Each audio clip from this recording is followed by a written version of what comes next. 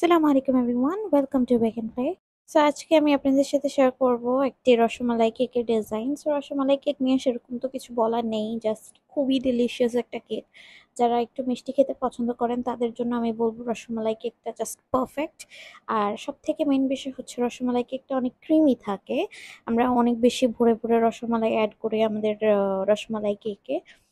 আর এর ফাঁকে একটা কথা বলতে চাচ্ছি, সেটা হচ্ছে আমাদের পেজে আমরা নতুন করে বেন্টো কেক লঞ্চ করেছি। আশা করি সবাই প্রাইস লিস্টটা একবার হলেও দেখেছেন। আর অবশ্যই আমাদের পেজে বেন্টো কেকটা অর্ডার করতে ভুলবেন না। আমি চিন্তা করে দেখেছি যে অনেক বেশি প্রাইস দিয়ে সবসময় সবার কেক নেওয়া হয় না। একটু রিজনেবল প্রাইসে দুই একজন সেলিব্রেশন যদি করে সেক্ষেত্রে, আর হচ্ছে ছোট একটা গিফট হিসেবেও কিন্তু বেন্টো কেকগুলো অনেক পারফেক্ট।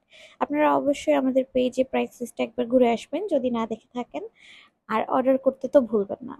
সো এবার আসা যাক কেকে। সো কেকটা খুবই সিম্পল ছিল, অতটা ভেজাল ছিল না, জাস্ট কিছু ফ্লাওয়ার্স ছিল আর একটা সোয়ার্ল ছিল। সো মেইন প্রবলেম হচ্ছে কেকটার অর্ডার খুবই শর্ট নোটিসে আসে, জাস্ট মেবি 2-3 ঘন্টা, মেবি হাইয়েস্ট 4 ঘন্টা আগে আসে আমার ডেলিভারির। সো এই কেকটার সাথে আরো একটা কেক ছিল, দুটো কেক একসাথে ডেকোরেট করতে আমি একটু মোটামুটি টাইম নিয়ে হিমশিম খেয়ে গেছি। বাট আলহামদুলিল্লাহ আমি টাইম মতো ডেলিভার করতে পেরেছি, এর জন্য আমি অনেক হ্যাপি।